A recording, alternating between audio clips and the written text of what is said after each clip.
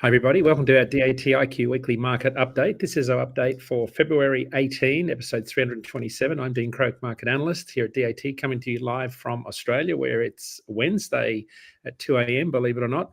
Here with Chad Kennedy and special guest Erika Voss, DAT's very own Chief Information Security Officer.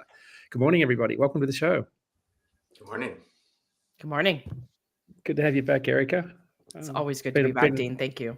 Been too long since we've had you on. We're looking forward to this session. It's great. Yeah, Dean, I was just thinking you look remarkably fresh for 2 a.m. I was gonna add that too. Yeah.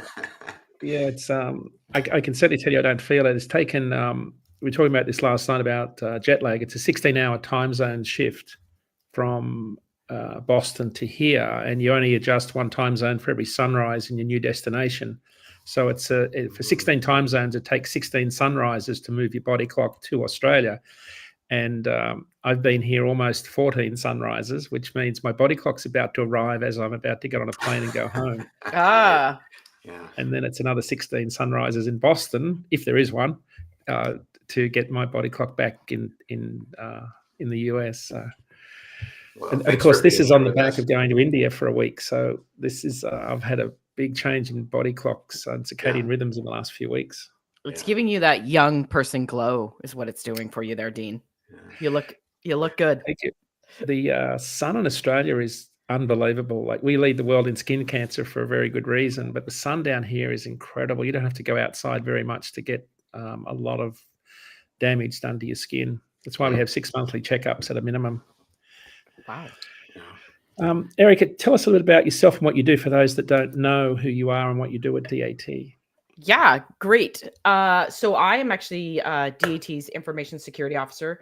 So if you think about all things cybersecurity, if you actually want to talk regulatory compliance, you want to talk risk management, I am that person for DAT. So a little bit about me. I've been in the broader security umbrella, I'll say, for over 30 years now. Started in physical security, worked my way up through the ranks, got into crisis management, emergency response, business continuity, and then got into cybersecurity and, kind of just continued to take off with my career and worked for all some great, fantastic supply chain companies from, Microsoft to Amazon.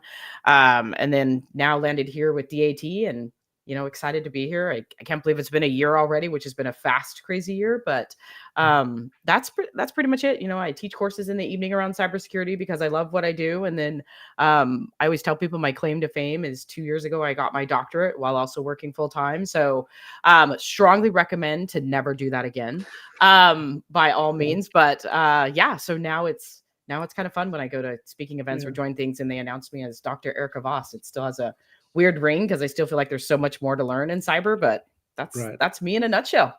Great to have you with us. Chad, you've been to the Plant City Strawberry Festival yet?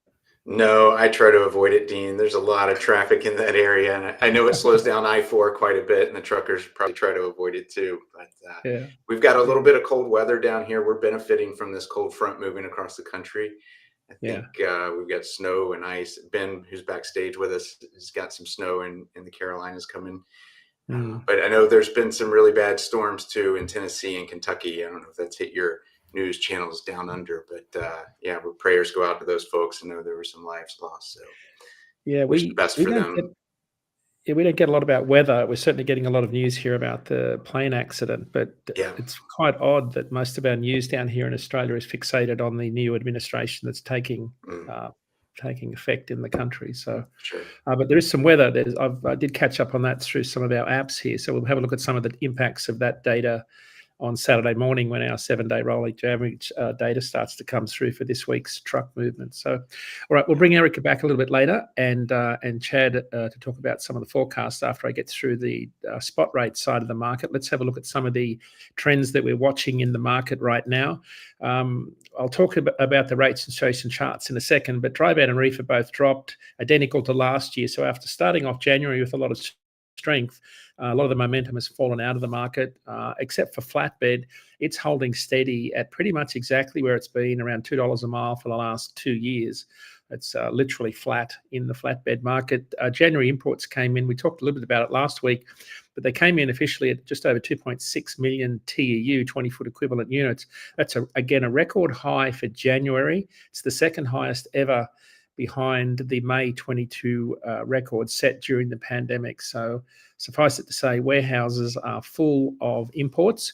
I'm not sure what that means for truckload volumes, except that we've moved a lot of our Q1 and Q2 freight already, most likely into warehouses ahead of any impact of tariffs. US Bank Shipments Index, our partner on that front, came out last week.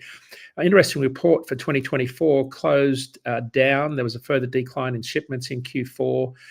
Fourth quarter shipment volume, according to the US Bank Freight Payment Index, down 4.7% quarter over quarter and about 16% year over year. So that kind of fits a lot of the narratives we've been following, with much lower volumes during the fourth quarter, which is typically, of course, peak season. Jason Miller had a great post out this week about BLS payroll data, suggesting that dry van capacity is back to around 2019 levels, along with demand levels. This week's market update, the long form version of today's report, will be out at dat.com/market update this evening. Today, we're having a look at some of the trucker mental health programs. There's a great one in Australia called Are You OK? We're having a dive into some of the data that talks about the mental health and some of the struggles that truckers face globally. Also, dry van, we're looking at the Mexicali border crossing market, covering in depth the Plant City Strawberry Festival and, of course, Caterpillar's fourth quarter results and how that impacts flatbed carriers. All right, so let's dive into the load to truck ratio for dry van. Load post volume sitting around 11% higher than last year. They were up about 4% last week. Load to truck ratio ended the week at 5.05. In refrigerated, load post volumes about 6% higher than last year. Last week they were down 12%. Again, no surprise there. This is a fairly quiet time for produce volumes nationally. Load to truck ratio ended the week at 8.13. And in flatbed, load post volumes were flat last week, sitting about 9% higher than last year, but about 20% lower than the week 7 average going back to 2016, excluding the 3 years that were impacted by the pandemic. Last week's load to truck ratio ended almost unchanged at just under 28 loads per truck. In the spot market, on the rate side, a dry van year over year look at spot rates shows that capacity continues to ease following last week's 3 cent per mile decrease. The national 7-day rolling average is sitting at about $1.66. That's 2 cents a mile higher than last year. Loads moved volumes were down about 5% last week. And on our top 50 lanes ranked by the volume of loads moved, the average that carriers were paid was $1.94. Remember, folks, these are line haul rates excluding fuel. So at $1.94 in our top 50 lanes, that's a 6 cent per mile decrease week over week. But the spread between that and the national 7-day rolling average is about 28 cents a mile. So that's 28 cents a mile higher than the 7-day rolling average for national loads moved. In the refrigerated market, the national average of $1.94 is now 2 cents per mile lower than last year. It's 2 cents a mile lower. Last week, they were down 5 cents a mile. And in flatbed, there was no change in last week's national average for the fourth week. A little bit unusual, although we do see some strength between now and the middle of the year as we start to move into the warmer months in spring. It's certainly not warmer nationally in parts of the country. So there's some renewed strength in the flatbed market that we'll talk about a bit later. At $2 a mile, that's identical to the rate for the last 2 years. At $2 a mile, line haul rates are about 2 cents a mile higher than this time precisely last year, and about 7 cents per mile lower in 2018. So when you look at the average across the longer arc of time, flatbed has just been incredibly consistent at about this level. Having a look at our short-term forecast here today, these are our ratecast forecast for 35 days out. This excludes fuel, so it more heavily weights long-term seasonal trends. And you can see our colours here. The blue is the 7-day rolling historical average. The green is the ratecast forecast, and it's bounded by a higher forward-looking scenario in yellow and a red, more pessimistic look at rates. So you can see fairly consistent seasonality. No surprise here that ratecast is thinking rates will be down at about $1.61 per mile, down 4 cents by the time we get to the third week of March. Low case scenario falls right away in the middle of March at about 11 cents per mile lower than where it is today.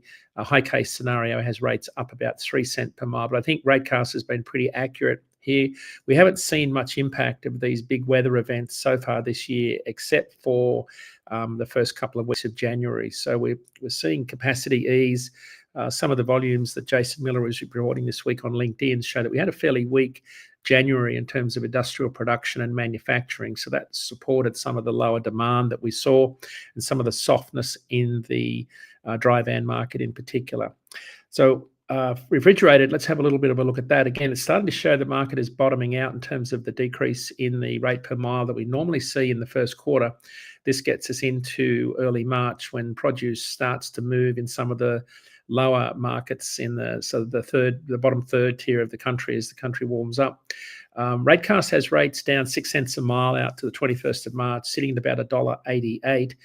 Worst case scenario down 13. High case scenario is just up about a penny per mile. So we're in that phase of the season where the big drop off from the end of year, New Year's Eve, and the Christmas break starts to fall all the way down to about now, and then rates start to bottom out as we get into March. So again, this is fairly normal market behavior in the refrigerated market. We've still got excess capacity, of course, that's adding to some of the downward pressure on rates. And in flatbed, a little bit different scenario here. Models are showing a fair bit of strength. In fact, at about $2.08 per mile out 35 days, that's going to be about 8 to 10 cents a mile higher than where they were last year on the green forecast. So rates up substantially. I think low case scenario has rates up 3 and the high case scenario has rates up 13. So again, renewed strength. It'll be interesting to see how this pans out. I'm a little bit surprised there is so much strength in the flatbed market, given how weak our industrial production numbers are. But again, that could just be a function of relatively flat demand, but less capacity in the flatbed market because of some of the colder weather. And those miles certainly get harder when the flatbed carriers get caught up in some of the colder weather. All right, that's the spot market look. Let's have a look at what Chad's got on the contract side of the market. Yep. Thanks, Dean. And as a reminder, everything I cover here is from the shipper perspective. So the rates that shippers are paying to brokers and carriers, where Dean covers that broker to carrier side. So we have 3 different ways of looking at these rates. The spot premium ratio in yellow at the top, going back to 2016.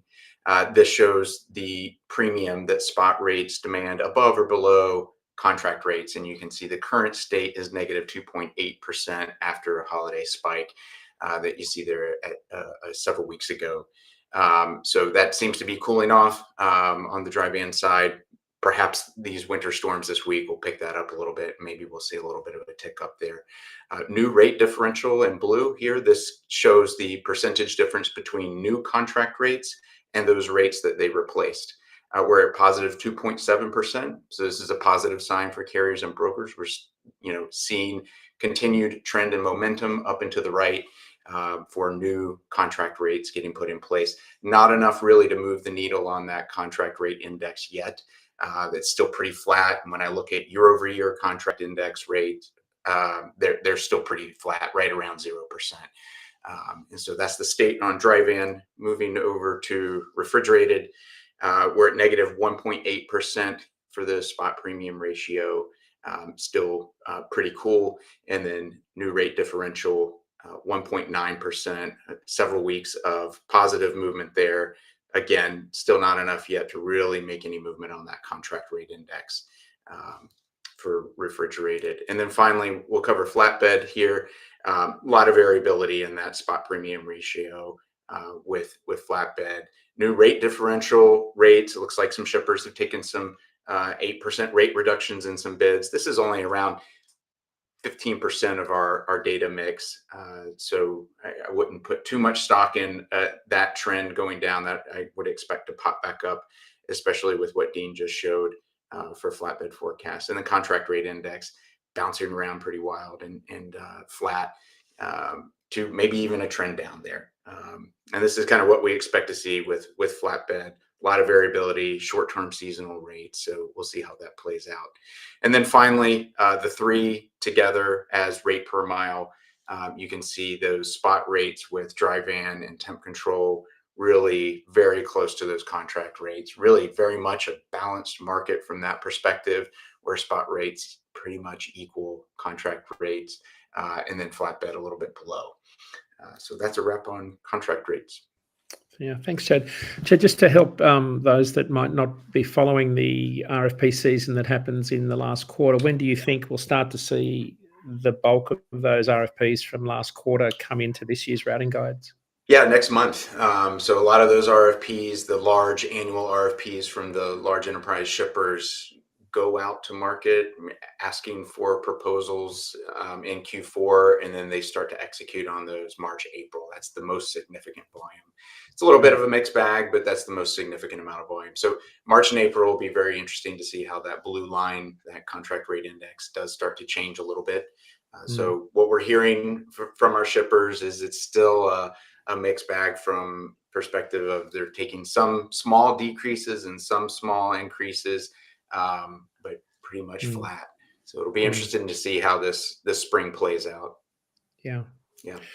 All right. All right. Thanks, Chad. Let's bring our special guest back in for a look at the cybersecurity market. Erika, again, welcome to the show. It's great to have you on. Let's start off with a fairly easy question, at least I think anyway. What's the latest in the world of cybersecurity?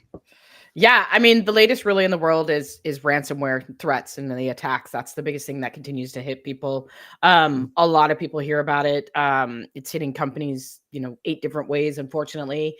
And it's something that continues to grow, and it's something that's continuing to just harm companies and sadly, help them lose customer trust, which is the worst thing you want right now. But it's on the rise. So when you say ransomware, obviously there's the impact on the company when the attack happens. Is it again the trend of the ransomware is being paid as a way to get back? Like, is that the growing piece? Yeah, it's a little bit of both. It's hard because ransomware is specifically, it's a type of malware that basically, says, hey, I'm going to take something from you and I'm going to hold it hostage. I'm going to hold it for ransom. And you, unfortunately, as a individual, you have to decide if you're going to pay it. For example, I always say, if your brother or sister steals something from you, and you want it back, are you willing to, give it up? Like, hey, I'll do the dishes for a week type thing. A little bit harder in the world of cybersecurity. I mean, they're holding things within your company for ransom. Is it data? Is it, large amounts of, gosh, I can't even think of anything. I think the biggest thing really is the data, more so or less at this point.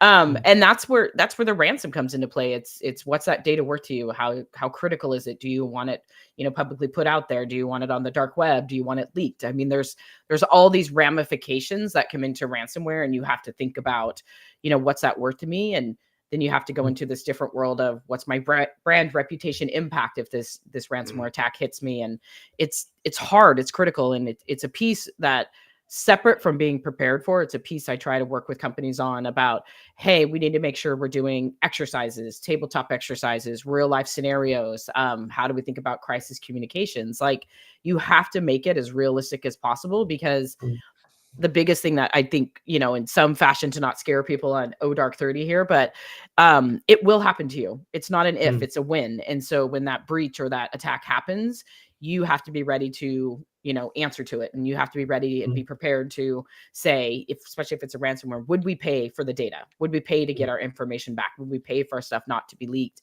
But the challenge around that too, which is one thing, as much as you thought this was going to be an easy question, there's never an easy answer, Dean, as you know. But the other piece around it is, it's how secure are you? And that's kind of the big push, is you need to make sure that you are constantly practicing your cybersecurity hygiene. You need to keep practicing and keep demonstrating you have a good cybersecurity foundation. I mean, that's a lot of what I think scares people is, we're doing all this really great stuff in the future, and we're solving things with machine learning or AI, or, continuing to do things with cloud computing, and quantum computing continues to come up, or different IoT devices, which is all great futuristic things. But do you have good detections in place? Do you have good monitoring? Do you have good multi-factor authentication? Do you have ways to continually do penetration tests? These are all things that are cyber hygiene foundation or fundamentals, that if you're not doing those things, when that attack does hit you, there was early warning signs you probably either didn't ignore or didn't address. And that's unfortunately why you end up probably getting hit.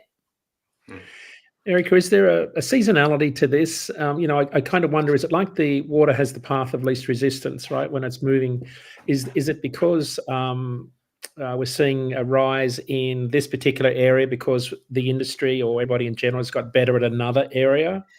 I don't think it's really decided on, are you better in one area or the other? And I don't think it's seasonality. Here's my prediction, or at least what I would say, probably just from my experience of doing this.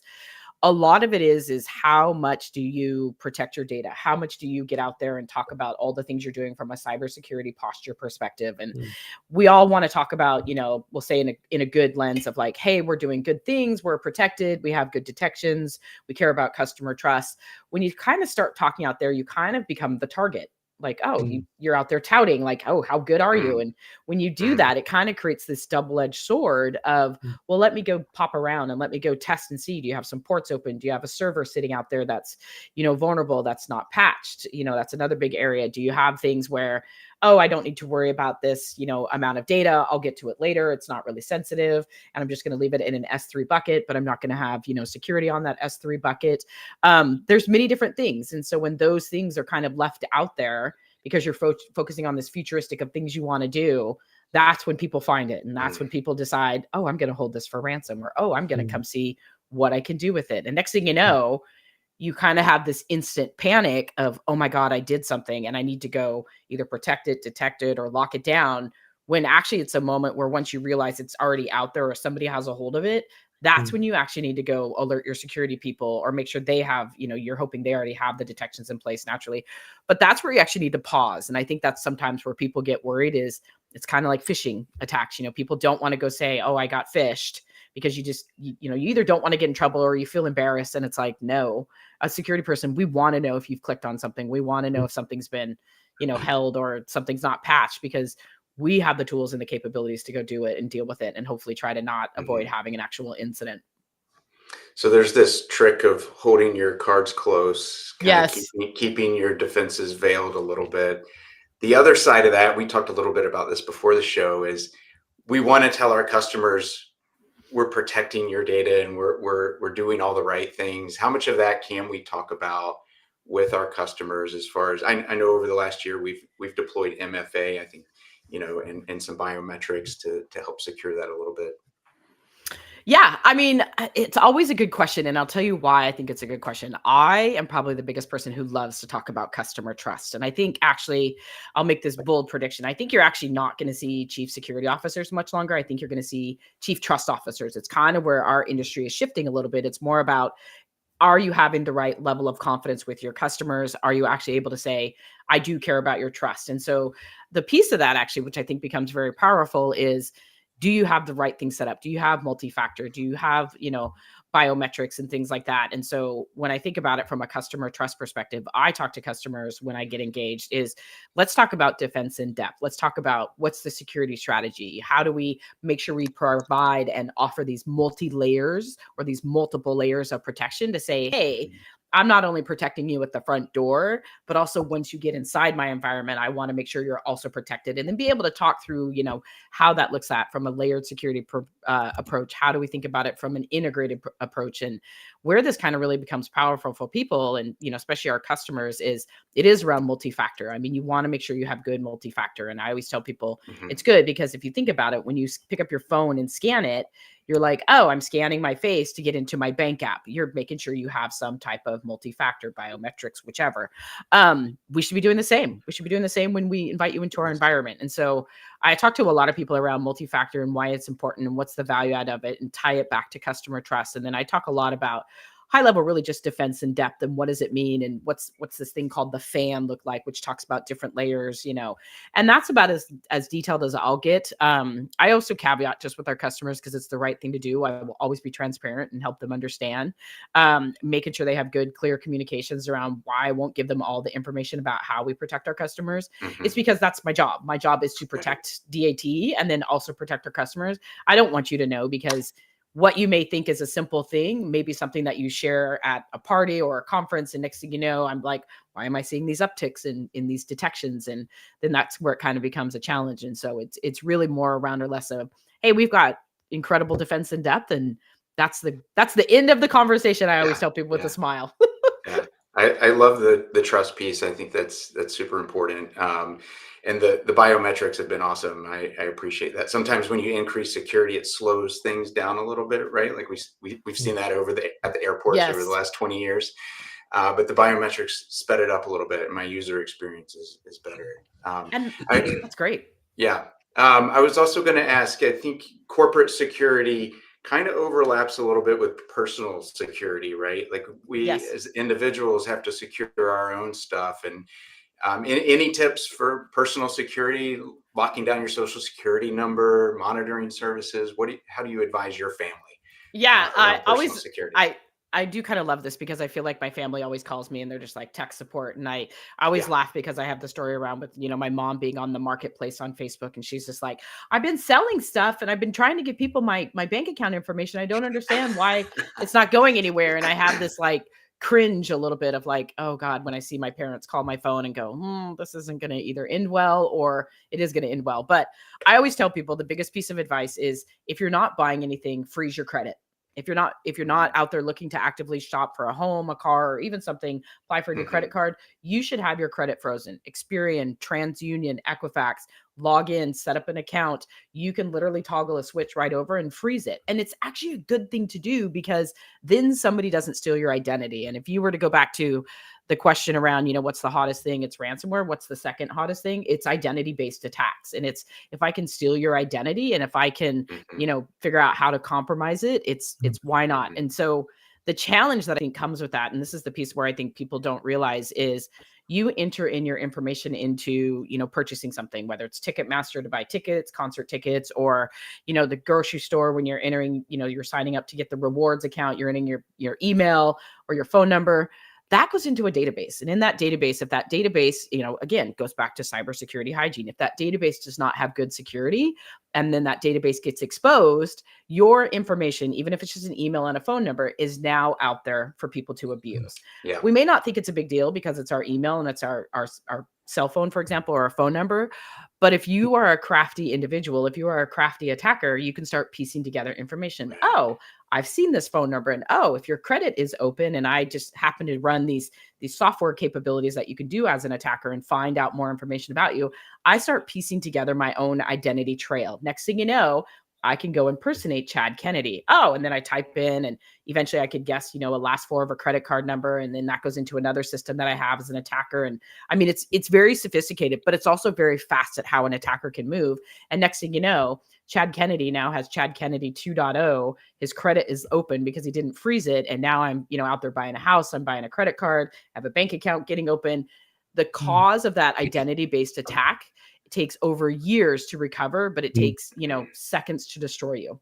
So it's like, it's kind of the same thing. So I tell people, freeze your credit, make sure you actually monitor your credit too, just because it's good to know with someone trying to open an account, work with the checking companies out there. I think Telecheck, I can't even remember last time I wrote a check, but like Telecheck, I think is still actually in business.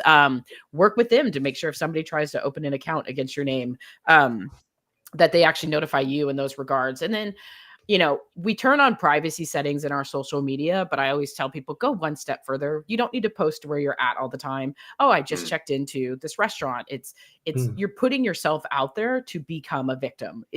I don't want to tell you that's the world we live in, but that is the world we live in. And, nobody needs to know what you're doing all the time. And, make sure you have those personal privacy settings locked down, marketplace, things like that. If you want to sell stuff, that's good. But make sure you just have the right precautions in place. You have multi-factor turned on. If someone asks you for your bank account information, that should be your early warning sign. I tell people that's your red flag. Don't give it out.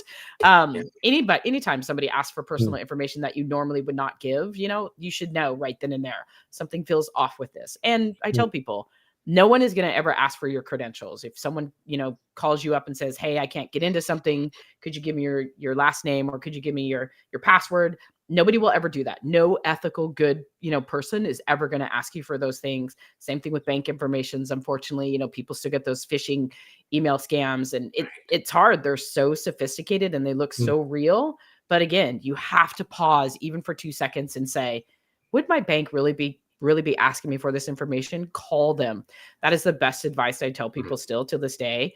I know it's painful. We want to do everything digitally, but like your digital online presence could be destroyed in a matter of seconds. So call them, pick up the phone. We still need to do it and call your bank, call your, whoever's asking you for that information and just be like, are you really asking for this? Or did you ask for this? You're going to find out very fast. No, I didn't. Now you've just saved yourself potentially hundreds of thousands of dollars, or you've now protected your identity. And then you kind of go, gosh, I need to go turn some things on a little bit stronger. I had the opportunity to watch The Beekeeper again on my flight from Los Angeles. It's such a good movie. It's a great movie about cybersecurity and some of the extremes that people go to, but I'm not advocating that's how we deal with the cybersecurity threat. But Erika, I'm interested. We often hear, and I still to this day, people say we've been hacked. And of course, that's not necessarily the right term, is it? How should we think about terminology? Yeah, terminology is always hard, and I'll tell you why, because there's many definitions of what that means and how that looks at. And the thing that I try to explain to people is it's not so much that you've been hacked versus you've had something basically steal credentials from you, or basically somebody disconnect you from an internet or an account or something. It's that hack is actually, I've disconnected you from something, saying, hey, you can no longer connect to something else. And that's kind of really what it is. And so the thing that I try to help people understand is when you have, let's say, you log into an account and your account, you clicked on a link and now you've been phished. The thing within that is your account has now been compromised. That's the best thing to say. It's not that you've actually been hacked. It's your account has been compromised. And the compromise is I've now stolen your credentials, or I've now, rerouted you to a different website, or something is now running in the background of your computer. The best thing to do is go report that immediately. Everybody wants to hear from you right away. Every security professional, we will tell you whether we're, day 2 on the job or day 292,000 on the job. We want you to come tell us. Let us take a look at your computer. Let us take a look at it. Let's make sure it's not infected with something else. And it's not that you've been hacked. It's just that your account's been compromised. And then we're going to work with you to make sure you change your passwords right away. And we'll run some things on your machine, more than likely on your laptop, just to make sure it's not been infected or not been exposed to other things.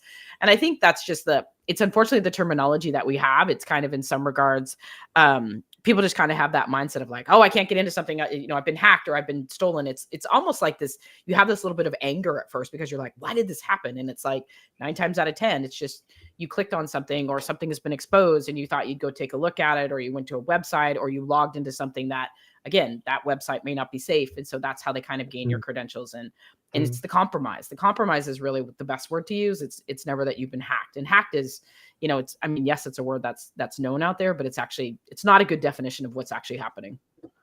Right. I sense a podcast entitled "Don't Click That Link." Yes, we should do. There's a podcast easily about "Don't click that link" and what does it mean. And Dean, I know you and I have talked about this just even in passing. It's 2025. People are still clicking on links. We haven't done great as a security industry, and we've got to be better about that.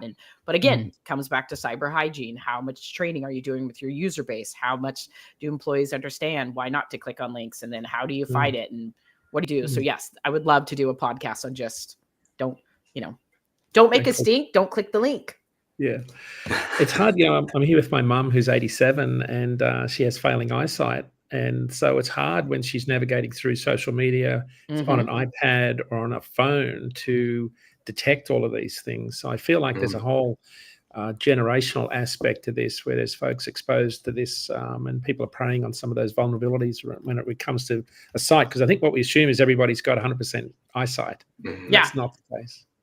It is not the case. I jokingly bragged about that for the longest time in my life. If I've had this amazing, I jokingly called it eagle vision. I could read the bottom line every time I went into the eye doctor and just came out and was proud of it. And I was like, yeah. And then I went to go pick up a book a couple weeks ago and I started reading it, and I went looking for my glasses and I was like, oh my God, I got to wear glasses now. And so it's this whole it's this whole moment where you're just like, no, I'm aging, and I don't want to admit that I'm aging, but yeah. It is true. Yeah, I need longer arms to read that book. All right. Erika, it's great to have you on. Love having you on. I think you're a wonderful voice in this space. So we'll look forward to having you back on again. How can people contact you if they want to learn more or talk to you about this subject? Yeah, I always tell people you're welcome to reach me on LinkedIn. It's pretty easy out there. You can go out to the LinkedIn website and you can just type Dr. Erika Voss. I'll come up, or you can, look by Erika Voss DAT. That'll come up that way too. That's a great way. And then naturally, of course, through our customers, you're always welcome to contact me through the email addresses or things that are out there that are publicly available to you, just through your account reps things like that. And then, yeah, I mean, I invite people all the time, probably more than the most person, like follow people on LinkedIn. If there's some piece of advice I would recommend to people, it's follow the people who are making an impact, follow the people who talk about cybersecurity and challenges and what can we do to be better as a community. I mean, that's the best way to learn more. And it's good to follow and see what people are trying to do. My big challenge has always been, I've wanted to disrupt not only just the transportation field and make us more secure, but even, help disrupt the broader supply chain and say, how are we thinking about customer trust? How are we thinking about our security detections and protections and the defense in depth, like, Chad and I just recently talked about? It's all those things. And we've got to do it by coming together as a community and thinking about, our company first, our customer second, and then put that care to it third. That's the thing that needs to happen. That's how we're going to change it, is bring that cybersecurity care to it. Yeah, fantastic. All right, so before I dive into some of the shout outs, Chad, anything on your end for viewers? No, I was just thinking this is a little bit of like heroes versus villains, and I'm glad we've got you on our team, Erika, as one of the best heroes. Thank you. I appreciate that, Chad. I do love being the hero. Let's make everybody else a hero. Cool. All right. Thanks, guys. Next on the Freightvine podcast that's out, I think on Thursday, Professor Kaplis is talking to Jared Mounts, Vice President of Energy and Sustainability at JB Hunt. He's been there 26 years. He's going to be talking about some of the challenges of transitioning to alternative energy programs, such as electrical powered vehicles and natural gas. Next week's show, really interesting discussion with Cody Kaler. He's from ANZ Logistics in Phoenix. We're going to be talking about the transition of leafy green production from the winter salad bowl in Yuma, Arizona, to the summer salad bowl back in Salinas. That really marks the start of the produce season out of California. Make sure you set up alerts to our live show, subscribe to our channel. And with that, another show is in the books. Thank you for watching. Be safe, be nice to everybody, and we'll see you next week at 10 a.m. Eastern, 7 a.m. Pacific.